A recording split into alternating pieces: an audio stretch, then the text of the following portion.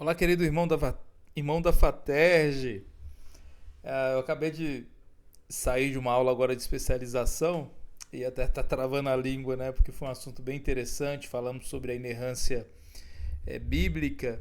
E agora no Magister nós iremos falar a respeito do Sacro Império Romano Germânico, dentro aqui do Magister Missionário do nosso curso, né? Esse curso que está aí usando uma forma bem confortável para que nossos estudantes tenham condições de ter acesso a esse conteúdo, sabendo que os dias são corridos, difíceis, e nós da FATERJ priorizamos o quê? Priorizamos o seu tempo e respeitamos isso e não queremos ser aqui imperadores do tempo dos nossos estudantes, né? Nós sabemos da luta, da correria de cada um e é por isso que a flexibilidade faz parte aqui da nossa missão também, tá? Então nós iremos chegar aqui nesse tópico importante que fala sobre o Sacro Império Romano Germânico, e você, como teólogo, pesquisador, fazendo esse curso de mestrado em Missiologia Reformada, o único curso, tá, dentro do nosso país, o primeiro curso de Missiologia Reformada nessa ênfase veio da FATERJ, e nós temos o orgulho, né, disso no Senhor, nos orgulhamos no Senhor de poder propiciar aos nossos estudantes esse conhecimento, e sempre resumindo o máximo possível para que não fique tão extenso, sem perder a qualidade e a objetividade do curso. Então, com a graça de Deus, chegamos no capítulo 5. E qual é o motivo do capítulo 5? O que ele quer trazer para nós? Ele quer trazer a respeito desse conhecimento temporal onde ocorreu a Reforma Protestante. Então, aquele período de tempo, nós temos uma formação geográfica que hoje já não existe. Nós temos o Império, que hoje também já não existe, e uma cultura e povos que viviam de forma totalmente diferente da nossa. Então, entender esse princípio da reforma é muito importante para nós, porque nós, como teólogos, precisamos, no momento oportuno, passar isso como conhecimento. A reforma, ela ocorreu nesse tempo, nesse povo, né? Nesse povo que é aqui o Império Romano Germânico, e com seus desafios. Então, ter esse conhecimento é importantíssimo para nós. Eu estou apresentando esse mapa, que é o mapa do Império Romano Germânico, e aqui nós temos uma escala. Essa escala, ela mostra o quê? Os governadores católicos, os governadores luteranos, os governadores calvinistas, e nós temos aqui a fronteira do Império Romano Germânico, tá? Então, essa escala, ela já mostra o pós-reforma e mostra como esse mundo deixa eu colocar a palavra melhor aqui, esse mundo pós-reforma se construiu. Então, dentro dessa escala, nós temos a governança luterana, a governança calvinista, a governança católica e os limites do Sacro Império Romano Germânico. Vamos lá para a escala aqui, ó. O verdinho é todo o Império católico, o amarelo, o espaço territorial com governança luterana, e vocês me desculpam, tá? Porque eu tenho um problema com cores. Eu vou colocar aqui um violeta, né? Esse violeta aqui, se for para vocês roxo, peço perdão, tá, irmãos? É uma das minhas debilidades a respeito, dentro de muitas, né, a respeito de cores. Eu estou aí para tirar um laudo de autismo, minha filha é autista, e há uma grande, segundo a minha psiquiatra aqui, que eu seja também. Então, eu tenho problemas com cores. E nós temos aqui o governo calvinista, tá? O governo calvinista, que está aqui, mostrando para nós em partes separadas do mapa europeu. Então, esse era o mundo daquela época, e ele foi ganhando grandes proporções. É interessante mostrar para vocês que depois nas outras disciplinas iremos dar mais ênfase, que o norte da Alemanha ele tem uma potência luterana, ou seja, quando eu falo a potência luterana, é que o conhecimento luterano foi potencializado. E posteriormente as nações nórdicas, elas acabaram por ser influenciadas pelo luteranismo e não tanto pelo calvinismo. Nós estamos falando da Noruega, da Suécia, nós estamos falando da Islândia e da Finlândia, como nações que abraçaram o luteranismo e não o calvinismo, por causa dessa familiaridade com a Alemanha. Tanto a língua alemã, ela é um tronco responsável pelo desenvolvimento dessas línguas nórdicas. Então, é da mesma família linguística, uma cultura muito próxima e também facilitou o desenvolvimento do luteranismo ali, tá bom? Pois bem, vamos seguir aqui. Continuando o nosso estudo, é importante relatar sobre onde ocorreu a reforma, como era a forma de governo, sua geopolítica, extensão territorial, costumes e algumas outras curiosidades. 300 anos após a queda do Império Romano no Ocidente, em 25 de dezembro de 800, o Papa Leão III coroou o rei franco Carlos Magno como imperador. O termo sacro equivale a santo divino, entende-se como Santo Império Romano e Germânico. O termo deixa claro a posição da Igreja de Roma como influenciadora do novo império. Alguns historiadores preferem dar créditos ao início do Império Romano Germânico após a coroação de Otão I, sucessor de Carlomagno. Deixa eu grifar essa parte aqui, esse parágrafo.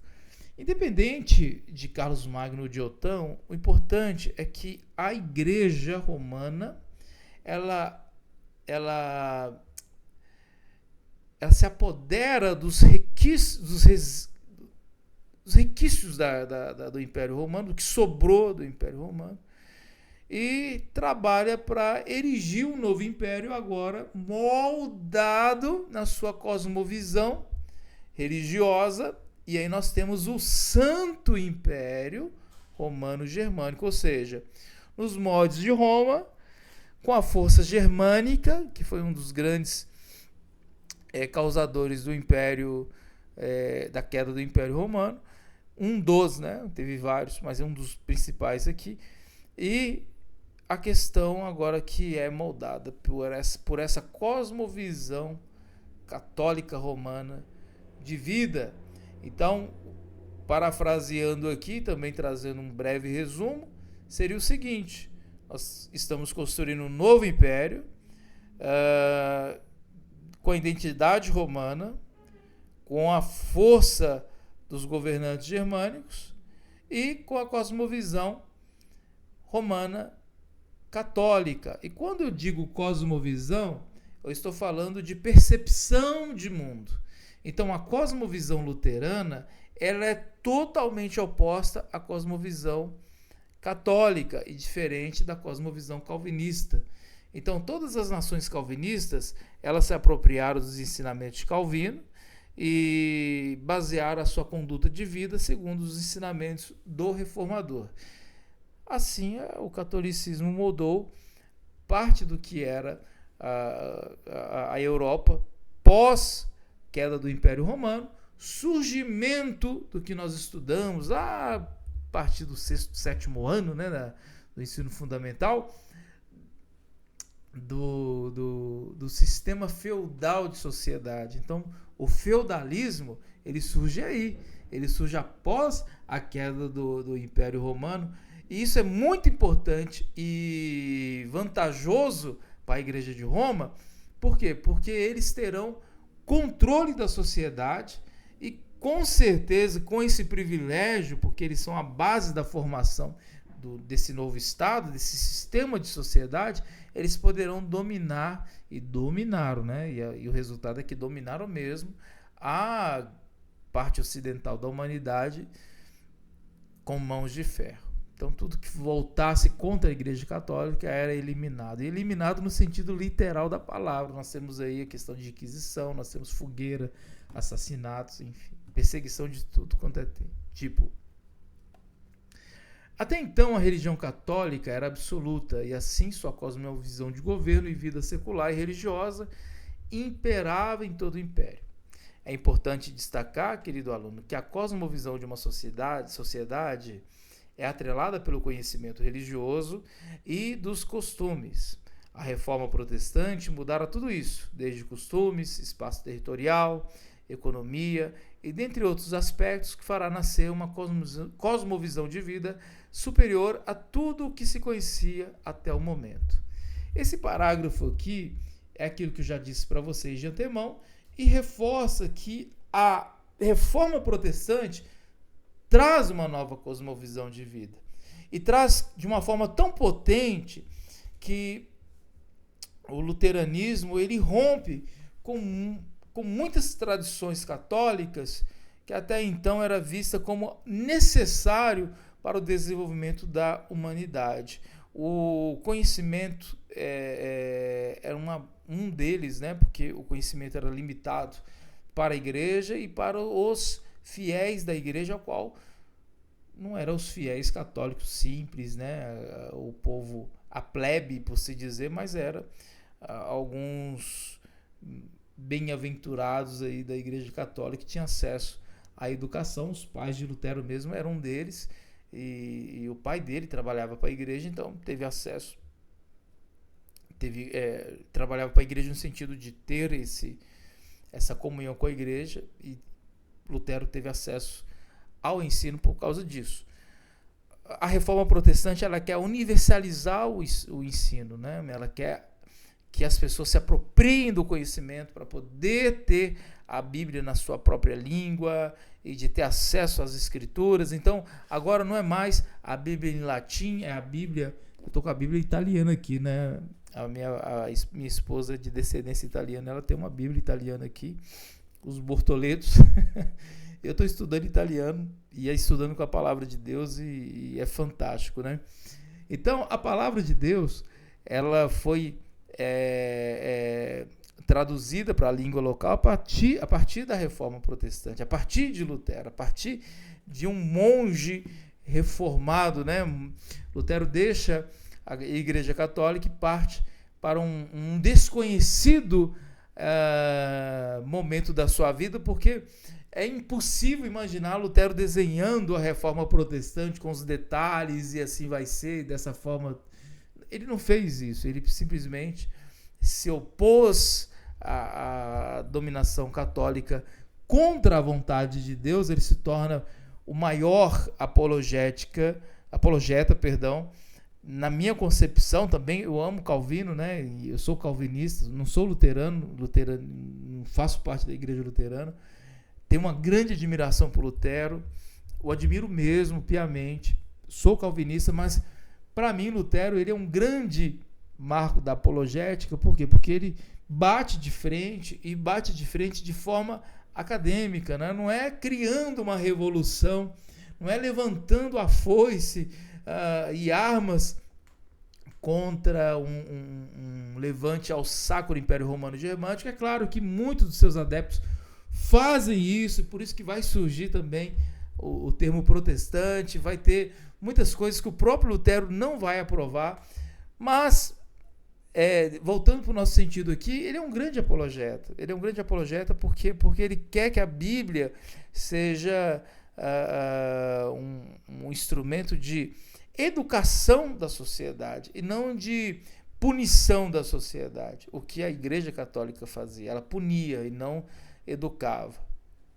Pois bem, a vida do Império era de organização feudal, a religião oficial era o catolicismo, e durante esse período surgiram alguns movimentos religiosos na Europa, com destaque aos Cavaleiros Templários, ordem religiosa disposta a libertar Jerusalém do domínio muçulmano. É interessante aqui do movimento dos Cavaleiros Templários, né? Porque eles surgem após essa reformulação deste novo império, com o objetivo de tomar a Terra Santa e dar liberdade aos peregrinos cristãos que iam até a Terra Santa fazer os seus votos e a sua devoção. Mas voltando ao nosso cene aqui, ao nosso ponto principal, Carlos V do Sacro Império Germânico. Quem foi Carlos V? Quem foi o Carlos Magno, né? A descendência de Carlos Magno chegou ao Carlos V. Diz aqui, ó, foi imperador do Império Romano Germânico e arquiduque da Áustria a partir de 1519, rei da Espanha, Castela e Aragão, e a partir de 1516, senhor dos Países Baixos, como duque de Borgonha a partir de 1516. Era filho do rei Filipe, o Belo, da casa austríaca de Habsburgo, e de Joana, a Louca, da casa espanhola de Trastamara. Estou destacando esse imperador em questão devido ter sucedido a reforma protestante em seu tempo.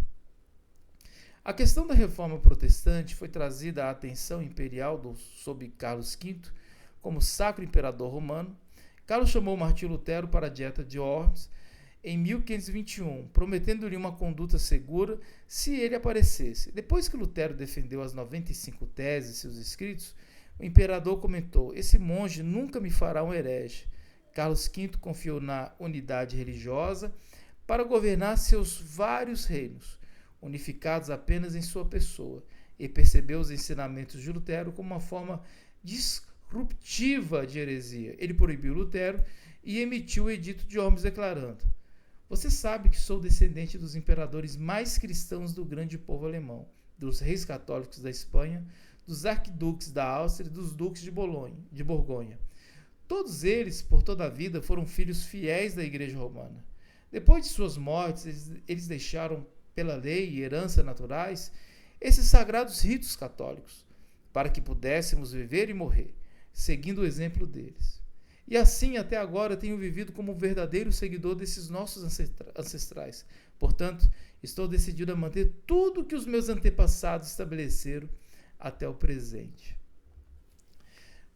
Vocês podem notar aqui que Carlos V ele está mais preocupado com a tradição do que com a verdade, porque Lutero ele não, desculpa o termo, vai arregar diante dessa dieta de Worms, porque a vida dele estava ali na balança. Ele se apresenta, ele faz o seu papel de apologeta, ele mostra a base da sua defesa apologética nas 95 teses, e Carlos Magno tem simplesmente a desculpa de falar: olha, eu tenho sangue desse, e dentro dessa história desses reis a qual faço parte, desses imperadores, eu continuarei vivendo nessa tradição, porque eles assim viveram e defenderam e morreram, e eu tenho essa missão de continuar também. Então não tem preocupação nenhuma com a verdade bíblica, simplesmente com tradição, e posteriormente ele vai ter que abrir mão desse ego, dessa tradição, para que os protestantes pudessem então defender o seu império contra os muçulmanos, e você vai conhecer isso aqui dentro do material da FATERJ, tá bom? Continuando, posteriormente, Carlos V adotou uma abordagem tolerante e seguiu uma política de reconciliação com os luteranos. Na Dieta de Augsburgo, em 1530, Felipe Melanchthon, assistente de Lutero, foi ainda mais longe e apresentou a Carlos V a Confissão Luterana de Augsburgo. O imperador a rejeitou fortemente. Em 1531, a Liga Esmalcada foi formada por príncipes protestantes. Em 1532, Carlos V reconheceu a Liga e suspendeu efetivamente o Edito de Worms, com a paralisação de Nuremberg. A paralisação exigiu que os protestantes continuassem a participar das guerras imperiais contra os turcos e os franceses, e adiou os assuntos religiosos até que um concílio ecumênico da Igreja Católica fosse chamado pelo Papa para resolver o problema. Então, antes de falar aqui da abdicação e morte de Carlos V, a Liga, isso aqui é um ponto importante, tá? A Liga de Esmalcada, ou de Schirmachde, em alemão, né? Era uma aliança defensiva de príncipes protestantes do Sacro Império Romano, criada em 27 de fevereiro de 1531. Recebeu o nome da cidade de Schmalkalden, né, na Turíngia, atualmente Alemanha, onde foi proclamada. Então, Carlos V ele precisava defender o seu império, e como muitos príncipes aderiram as ideias luteranas, partiram então para o famoso protestantismo, ou conhecido agora, né, como protestantes. Ele não poderia abrir mão, dar o privilégio, dar esse luxo de abrir mão ou provocar uma guerra contra esses príncipes, porque ele precisava dessa proteção por causa daquela borda que eu apresentei para vocês aqui do mapa do Sacro Império Romano Germânico. Era abrir mão, ou os franceses ou os turcos invadiriam e poderiam colocar o império aí em ruínas.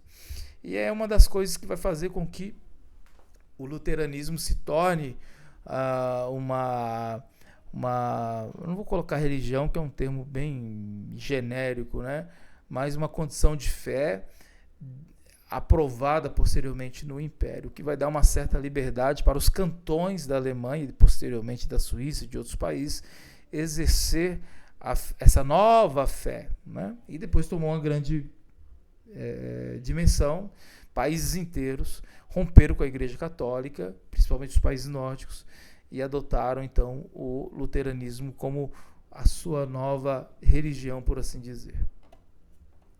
Pois bem, para concluir aqui a respeito da sua morte, abdicação e morte, a abdicação mais famosa e apenas pública ocorreu em 25 de outubro de 1555, quando Carlos anunciou aos Estados Gerais da Holanda, reunidos no grande salão do palácio, onde ele emancipou exatamente 40 anos antes, sua abdicação em favor do seu filho nesses territórios e sua intenção de renunciar a todas as suas possessões e se retirar para um mosteiro. Foi nessa ocasião que Carlos V pronunciou seu discurso de abdicação.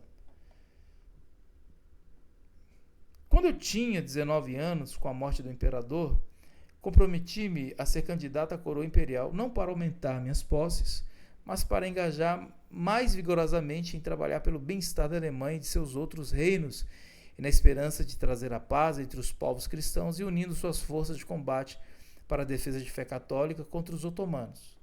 É por isso que eu tive que fazer muitas viagens árduas, tive que travar muitas guerras árduas, mas nunca intencionalmente, e sempre contra a minha vontade como pessoa atacada. Eu tinha grandes esperanças, apenas algumas foram cumpridas e apenas alguns me restam. E à custa de que esforço? Acabou me deixando cansado e enjoado. Sofri toda a confusão o mais longe possível até hoje, para que ninguém pudesse dizer que me tornei um fugitivo. Mas agora seria responsável adiar mais a demissão. Não pense que quero escapar de quaisquer problemas e perigos. Minha força simplesmente não é suficiente. Quanto a mim, sei que cometi muitos erros, grandes erros. Primeiro por causa da minha juventude, depois por causa de erro humano e porque das minhas paixões e, finalmente, por causa do cansaço.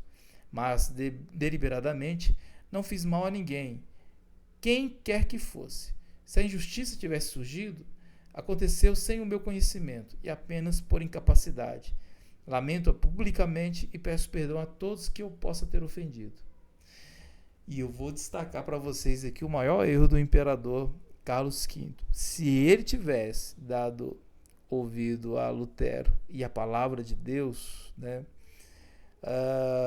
ele teria posteriormente ser o primeiro imperador protestante, e a Europa com certeza seria outra Europa e o mundo não seria esse mundo que nós conhecemos, né?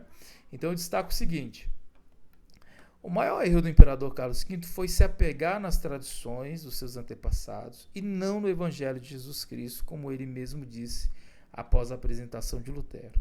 Os países Portugal, Espanha e Itália nunca foram favoráveis ao movimento da reforma protestante, que estava tomando dimensões gigantescas no centro e norte europeu. Por isso, nações colonizadoras que não abraçaram a reforma, Portugal, Espanha e França, levaram o catolicismo romano para o Novo Mundo, sendo a Holanda e em partes da Inglaterra as únicas nações colonizadoras que abraçaram a fé reformada e, consequentemente, levando a fé reformada para as novas colônias. Eu concluo com isso aqui que nós iremos falar posteriormente, que o catolicismo ele vai criar um movimento contra a reforma, por isso que os jesuítas surgem, né, na Espanha, posteriormente em Portugal e depois nas colônias desses países, para defender a fé católica e lutar contra os protestantes. Há uma preocupação de que no desaparecimento do catolicismo, essas coroas ficariam aí à mercê e poderiam cair. Mas não é o caso, né? Porque a Holanda ela sai, por exemplo, do domínio espanhol e o príncipe de Orange ele se torna o príncipe, o governante de uma nova Holanda liberta, e ele é calvinista e assim se manteve depois da sua sucessão também. O que ocorre é que Carlos V ele teve esse apego às tradições humanas, ao catolicismo, por se dizer, exacerbado, e acaba entrando em confusão e se retira do cenário aí, né?